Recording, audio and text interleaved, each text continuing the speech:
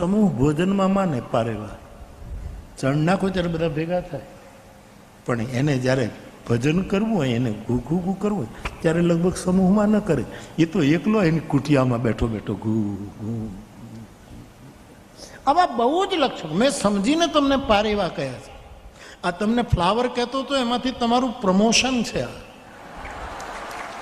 અને પારેવા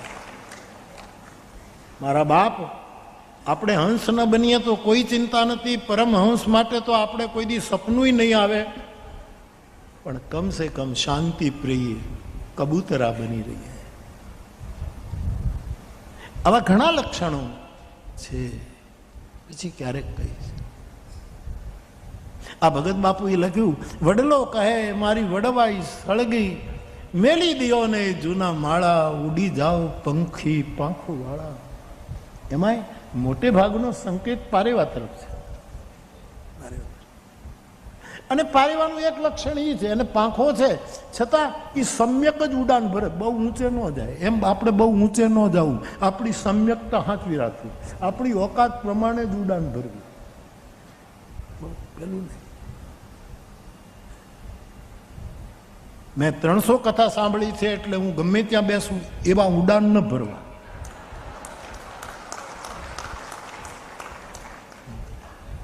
તો આ લોકોએ કેટલી 700 આ તો સાંભળી, અહીંયા ન બેસી જાય. આ લોકો તો કેટલા નહીં, કેટલી છોકરાઓ તમારે કેટલી 500 700 તો તમે સાંભળી હશે ને. તો એ લોકો એવા ને એવા, હું એવું એવું, કોઈના કાંઈ ફેરક જ પડ્યું. આટલી કથાઓ સાંભળી તો અહીંયા ન બેસે. કબૂતરોમાંથી સંસ્કૃત શબ્દ છે પારાવાત. કબૂતર એટલે પારાવાત. સંસ્કૃત શબ્દ તો જુઓ, પારાવાત.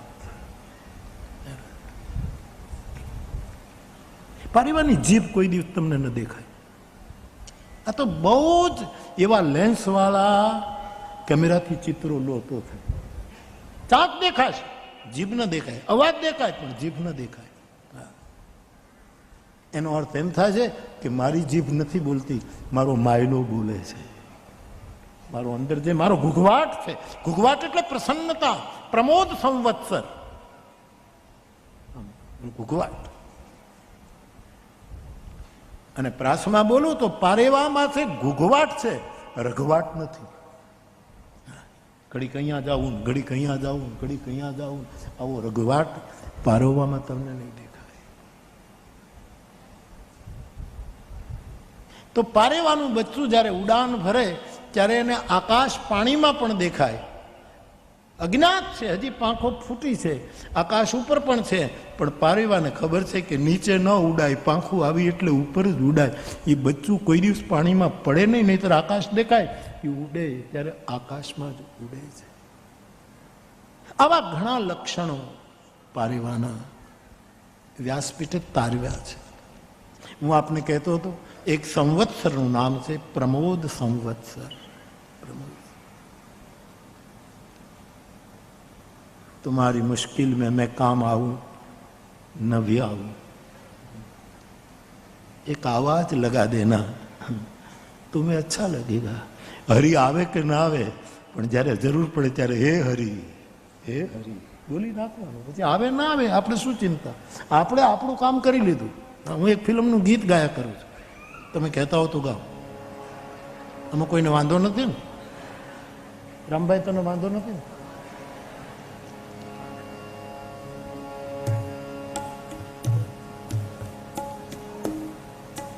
આપણે એને અવાજ દેવાનો, બસ આપણને સારું લાગે કે મેં એને ખરે ટાણે યાદ કર્યો હતો. બાકી આપણું કામ કરે ન કરે કોઈ ચિંતા નહીં, એમાં આપણે નહીં પડે. આપણે આપણે આપણા તરફથી પુકાર. રાવત ભગત કહે છે, પુકાર કરવો એ પંથ અમારો, અમારો પંથ જ પુકાર કરવો, એક આવાજ દે.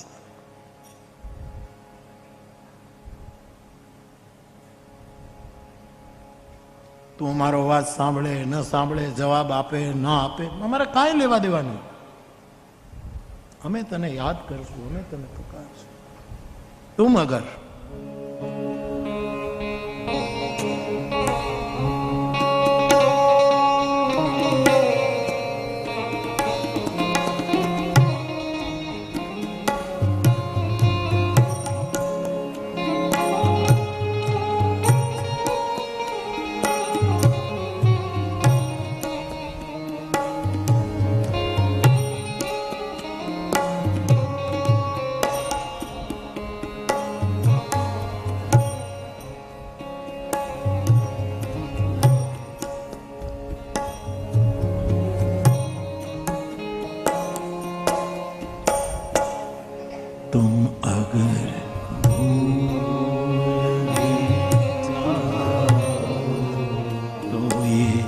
हक है तुमको, तुम अगर भूल जाओ,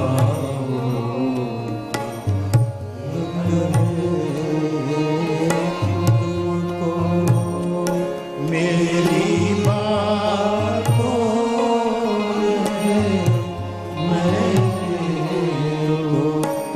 मोहब्बत की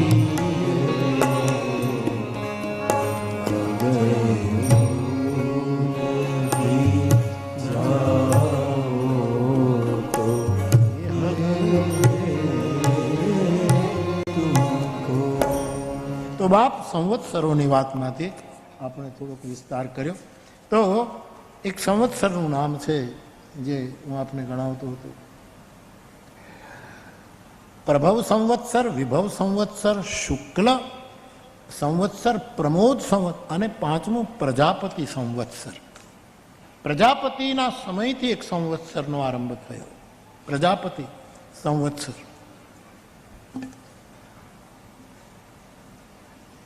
અંગિરસ એક ઋષિનું નામ છે, એનાથી એક સંવત્સર શરૂ થયો.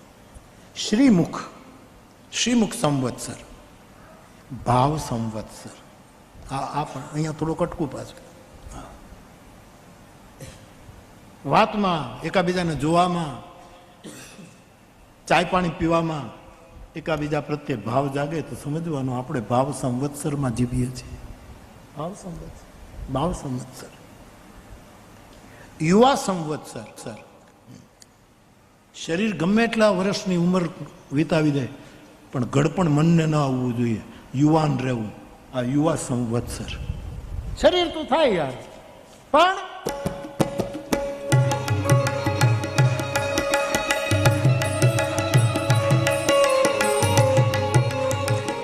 દીગુ બાપુ આ તમારું સાહિત્ય. દીગુ બાપુ સાહિત્ય કરે થોડી ના દેવું.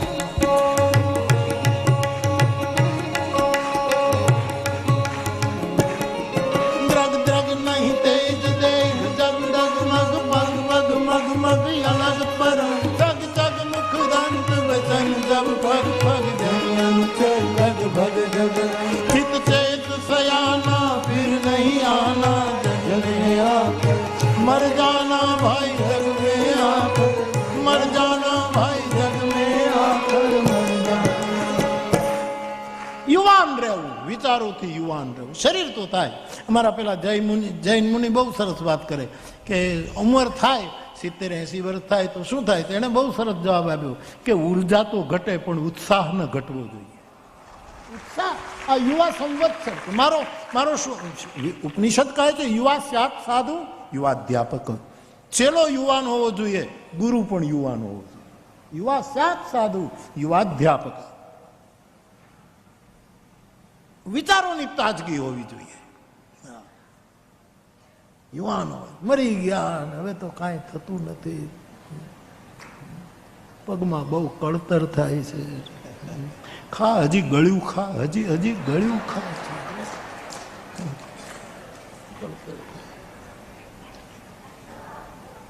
ઉર્જા તો ઓછી થાય જ, ઉંમર થાય એટલે થાય. તમારો કવિ બાપો કહે છે દ્રગ દ્રગ નહીં તેજ, આંખનું તેજ ઘટે. દ્રગ દ્રગ નહીં તેજ, દેખ જબ ડગમગ, આમ થવા માંડે. પગ પગ મગમગ અલગ પરમ, રસ્તા ઉપર પગલા આમ પાડવા એને બદલે આમ વયા જાય. દ્રગ દ્રગ નહીં તેજ, દેખ જબ ડગમગ, પગ પગ મગમગ અલગ પરમ, ચગ ચગ મુખદંત, દાંત હલવા માંડે અને બચન જબ ફગ ફગ. બોલવું હોય કાંઈક નહીં, બોલાઈ જાય કાંઈક.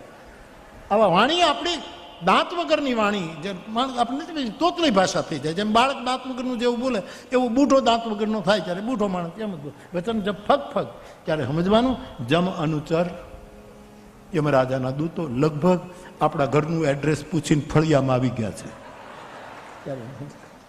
પણ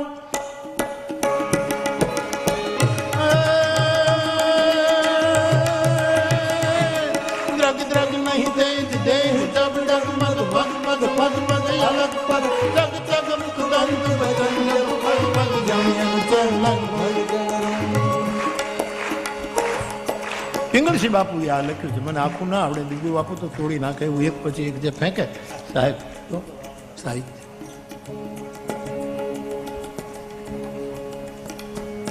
યુવા સંવત્સર, જુવાની. એ ઘણી વખત કહું, પાછું હું દોહરાવું છું સાહેબ. મને કાનપુરની કથામાં આપણે કહ્યું, પટના યુનિવર્સિટીના એક યુવકે ચાલુ કથામાં એક પ્રશ્ન પૂછ્યો. હું છૂટ આપું છું એટલે, નહીતર બીજાથી બોલાય, ખાલી હરે હરે જ કરાય. તમે જે કોઈ બરાબર બોલવાનું તો નહીં જ. મારો તો સ્વતંત્ર, જેને જે બોલવું એ વચ્ચે બોલી શકે. એટલે કે યુવાનો ઉભો થયો, બાપુ હું ક્યારેક ક્યારેક તમારી કથા સાંભળું છું, મારે એક જ પ્રશ્ન પૂછું. મેં એને સમય આપ્યો, નહીં બોલ બોલ બેટા, શું પૂછવું છે? કે ભગવાન બુદ્ધે યુવાનીમાં ઘરનો ત્યાગ કર્યો, તમે જુવાનીમાં શું કર્યું? અહીંયા બેસવું બહુ બહુ બહુ કઠિન છે, બહુ કઠિન. બધાને એમ લાગે કે આ લોકોને લહેર જ છે, એવું નથી. હા, લહેર અમે ગોતી લઈએ છીએ સાહેબ, ગોતી લઈએ છીએ, ગોતી લઈએ છીએ. આપણા સુખ અને દુઃખનું કોઈ બીજું કારણ છે એવું જ્યાં સુધી તમારા અને મારા મનમાં હશે ત્યાં સુધી સંસાર ઉભો છે. મને આને લીધે સુખ મળ્યું, મને આને લીધે દુઃખ મળ્યું, આ ભાઈ ન હોત તો હું આટલો રાજી ન થાત, આમણે મને જમાડ્યો ન હોત તો મને આટલી તૃપ્તિ, અથવા તો આ ન હોત તો હું દુઃખી ન થાત. મારા અને સુખ અને દુઃખનો બીજો કોઈ જવાબદાર છે એ વિચાર જ્યાં સુધી છે ત્યાં સુધી આપણો સંસાર છે. અને મારા સુખ અને દુઃખનું ઉત્તરદાયિત્વ મારું છે, આ સંન્યાસ છે. એમાં કપડાં બદલવાની જરૂર નથી સાહેબ. નિજકૃત કર્મ ભોગ સબ ભ્રાતા, મારા સુખ અને દુઃખનું કારણ હું જ છું, હું જેનો ઉત્તરદાયિત્વ મારું જ છે, મારી જવાબદારી છે. એનું નામ સંસાર અને સંન્યાસનો તલગાજરડી વ્યાસપીઠનો આટલો જ અર્થ છે. આપણે હંમેશા બીજા ઉપર નાખી દઈએ, આ ભલાના ભાઈ મદદ કરીને એટલે ભાઈ મારે નહીતર મરી ગયા હોત, અથવા તો આણે છે ને નિહળની ખેંચી લીધી હતી. હું અગાસીમાં ખાલી હાવણું લેવા ગયો તો, હાવણો ક્યાં ગયો, ગોતો ગોતો અગાસીમાં હાવણો ફળિયામાં પીડ્યો હતો.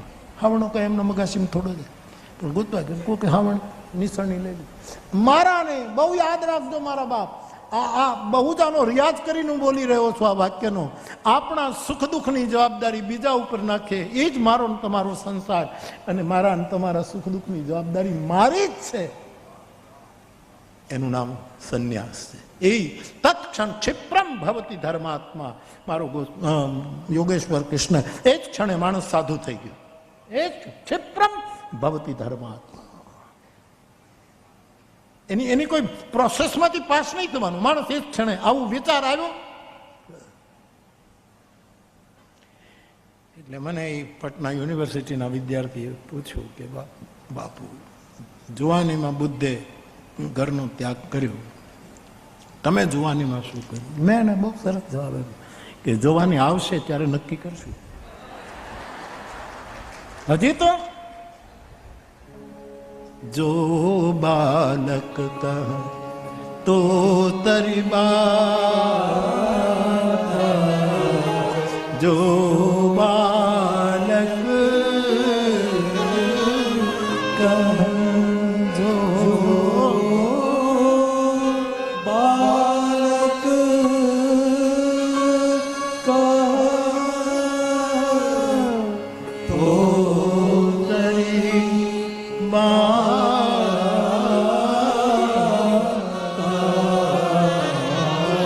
સુનગી મુદિત મન પિતુ અરુમા. જેમ બાળક તોતળી ભાષા બોલે ને મા બાપ એમાંથી વાક્ય શોધી લે. એના એ બાળકની મનીષા શું છે, એની તોતળી, એનું કોઈ મીટર નથી બાળકની ભાષામાં, અને માં એમાંથી એનું રહસ્ય શોધી લે. એમાં આપણે બાળક બનીને બોલતા રહેવાનું, મારો હરી એમાંથી સારો અર્થ ગોતી લે છે, આપણે બીજું કાઢવું. તો યુવા સંવત્સર હોવી જોઈએ. 80 વર્ષ થઈ જાય દીગુ બાપુ તો એ કહેવાનું અમારી જુવાનું હજી વાળ સફેદ નથી થયા, આમ ચોખ્ખું કહી દેવાનું મારે બાપુ હજી આમ. તો મને ગમે યુવા સંવત્સર, ધાતુ સંવત્સર. ધાતુ સંવત્સર આપણા શરીરમાં જે ધાતુઓ છે એને સમજવાનું સંવત્સર.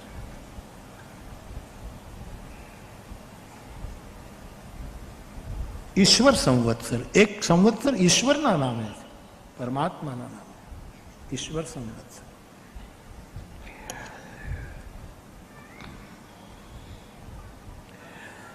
બહુધાન સંવત્સર, આ કેવું જોવું હતું.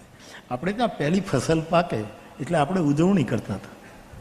હા, પહેલી ફસલ પાકે, હું તલગાજડાના રામજી મંદિરની પૂજા કરતો ત્યારે મેં જોયું કે અમારા તલગાજડાના ખેડૂતનો બાજરો પાકે એટલે પહેલો ડુંડો લઈ અને એ રામજી મંદિરે અર્પણ. એ અન્નનો ઉત્સવ. આ ભગવાન ભાગવતજીમાં કથા છે, જે આ ગિરિરાજને 56 ભોગ ધરાવવાનો જે અન્નકૂટનો છે, એ શું છે? આ ઉત્સવ સંવત્સર છે.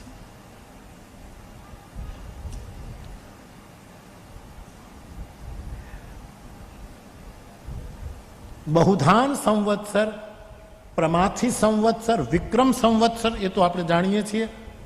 વૃષભ સંવત્સર, વૃષભ સંવત્સરનું બીજો પર્યાય છે ધર્મ સંવત્સર. વૃષભ એટલે ધર્મ, 4 પગવાળો બળદ, એ ધર્મનું પ્રતીક છે, એટલે ધર્મ સંવત્સર. વૃષભ સંવત્સર, ચિત્રભાનુ સંવત્સર, ચિત્રભાનુ સંવત્સર.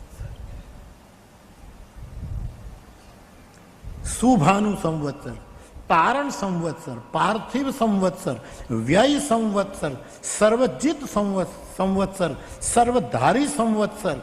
વિરોધીને પણ સંવત્સર કહ્યો. વિરોધી મળે ને તો દુઃખી ન થાવ, કેવું આપણું 82 વર્ષ છે આજ. આ વિરોધી વાળું સંવત્સર કોઈને એવી રીતે રહે. વિરોધી સંવત્સર, વિકૃતિ સંવત્સર, ખર સંવત્સર, નંદન સંવત્સર, વિજય સંવત્સર, જય સંવત્સર, મન્મથ સંવત્સર, દુર્મુખ સંવત્સર, હેમલંબ સંવત્સર, વિલંબ સંવત્સર, વિકારી સંવત્સર, સાર્વરી સંવત્સર, પ્લવ સંવત્સર, શુભકૃત સંવત્સર. જે દિવસે સારું કામ કરીએ એ સંવત્સર છે, રૂડું કામ કર્યું શુભકૃત એ સંવત્સર, શુભકૃત સંવત્સર. શોભન સંવત્સર, ઘરને આંગળે રંગોળી પૂરો, આસોપાલોનું તોરણ બાંધો, ફૂલડા લટકાવો કોઈ, એ સંવત્સર.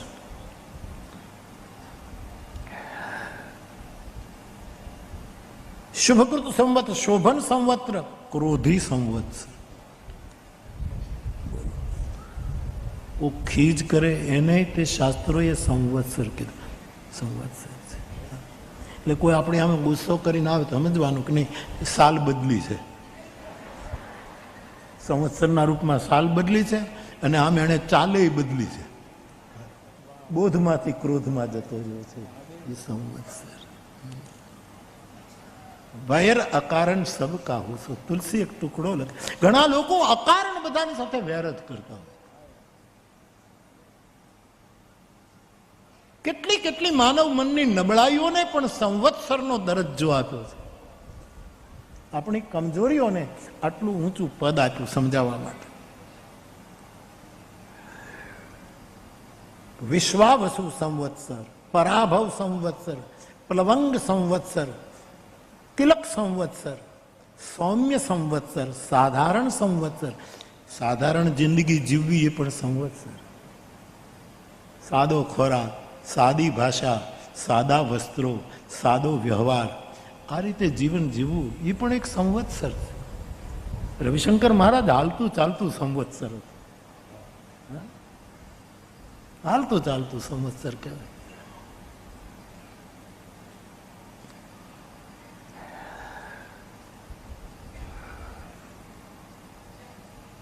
વિકૃતિ, ખર, નંદન, વિજય, જય, મન્મથ, દુર્મુખ, હેમલમ, વિલંબ, વિકારી, સાર્વરી, પ્લવ, શુભકૃત, શોભન, ક્રોધી, વિશ્વાવસુ, પરાભવ, પ્લવંગ, કિલક, સૌમ્ય, સાધારણ સંવત્સર, વિરોધ કૃત સંવત્સર, પરિધાવી સંવત્સર, પ્રમાદી સંવત્સર, આનંદ સંવત્સર. રાક્ષસને નામે પણ સંવત્સર છે, રાક્ષસ સંવત્સર. અથલ સંવત્સર, પિગલ સંવત્સર, કાલયુક્ત સંવત્સર, સિદ્ધાર્થી સંવત્સર, રૌદ્ર સંવત્સર, દુર્મતી સંવત્સર, દુંદુભી સંવત્સર, રુધિરોદગારી સમુદ્ર. રક્તાક્ષી સંવત્સર, જેની વાત હું વચ્ચે કરી ગયો, રક્તાક્ષી માતાના નામે, દુર્ગાના નામે. દુર્મતી સંવત્સર, દુંદુભી સંવત્સર, રુધિરોદગારી સંવત્સર, રક્તાક્ષી, ક્રોધન, ક્ષય, જૈન સૂત્ર પ્રમાણે 5 સંવત્સર, નક્ષત્ર સંવત્સર, યુગ સંવત્સર, પ્રમાણ સંવત્સર, લક્ષણ સંવત્સર આદિ આદિ આવા 60 સંવત્સરોનું લિસ્ટ ઋષિમુનિઓના દર્શનમાં આપણી પાસે ગ્રંથોમાંથી પ્રાપ્ય છે. આવો એક મને કોઈ માહિતી આપી, એ મેં પ્રસાદના રૂપે આપને. મેં કાલે હર્ષભાઈને કીધું હતું કે 1631 આ માનસ સંવત્સર સંવત 1631 1631, અને અત્યારે જે હાલે છે, અત્યારે 2080 ચાલે છે, 1631 પ્રારંભ થયો. એટલે માનસ સંવત્સરને 449 વર્ષ થયા, 450મું વર્ષ શરૂ થયું. બરાબર ને? આ સંવત્સર એટલે માનસ સંવત્સરને 450 વર્ષ શરૂ થયા છે. એટલે આપણે અત્યારે માનસ સંવત્સરમાં જીવીએ છીએ. આ એક નોંધ કરવા અવસર. તો આવા સંવત્સરોની વાત આવી છે. બૃહદારણ્યક ઉપનિષદ પરમ વિવેક યાજ્ઞવલ્ક મહારાજના પ્રસંગો જ્યારે આપણે જોઈએ છીએ, એના સૂત્રો જોઈએ છીએ, ત્યારે ત્યાં પણ ક્યાંક એવી વિશિષ્ટ સાલનો ઉલ્લેખ પ્રાપ્ત થાય. વિશિષ્ટ કાળ, વિશિષ્ટ સમય, પળ અને સ્થળ બંનેની વાત કરે. પળ પણ અને સ્થળ, જેને આપણે દેશકાળ વાત કરે. પળ પણ અને સ્થળ, જેને આપણે દેશકાળ કહીએ છીએ. પળ અને સ્થળ. મારે ને તમારે જે સ્થળમાં રહેતા હોઈએ, અહીંયા રહીએ છીએ તો અહીંયા, પણ પળમાં જીવવું. સુભાષભાઈ બહુ સરસ વાત કરતા હતા કે એક ભાઈ પળમાં જીવવું એવું એક મહાત્મા કહેતા હતા, એની પાસે ગયા તો કે મહારાજ મને પળમાં જીવવું, મોમેન્ટમાં જીવવું એ સમજાવો. પેલા કીધું કાલે આવજે. પણ કીધું તમે પલની વાત કરો છો ને કાલની મુદ્દત શું કામ કરો છો? મને અત્યારે. તો કે અત્યારે નથી મૂળ. તો એક લાફો મારો, બાકી પળમાં કરી લો. મને એક લાફો મારી દો. અને એ બુદ્ધ પુરુષે એને લાફો માર્યો. આ પળમાં જીવવું અને સ્થળમાં જ્યાં છીએ ત્યાં જીવવું.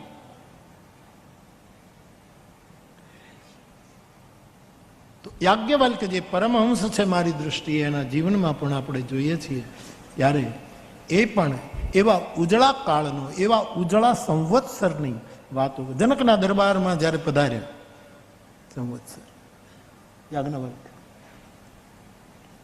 મહારાજ જનકજીએ પ્રશ્ન કર્યો છે, મહારાજ આ પુરુષમાં પ્રકાશ નામનો સંવત્સર, પ્રકાશ અજવાળું, આ પુરુષની અંદર જ્યોતિ કઈ છે, પ્રકાશ કઈ છે? બહુ કઠિન એ ઉપનિષદની વાતો તો, પણ હું તમારી સાથે ખાલી વાતો કરું આમ તો સરળતાથી. આપણામાં જે પુરુષ પણ છે, માતાને પણ પુરુષ જ કહેવાય, એ નર નારીના ભેદ છે. પુરુષમાં તો આત્મતત્વ છે, આત્મતત્વ પુરુષ છે. ત્યારે આવી જ્યારે ચર્ચા થઈ, જનકના દરબારમાં યાજ્ઞવલ્કજી આવ્યા, સ્વાગત કર્યું, ભોજન કરાયું. અને જનકરાજ કહે છે, ભગવાન હું જો અધિકારી હોઉં તો આપને એક પ્રશ્ન પૂછું? પૂછો.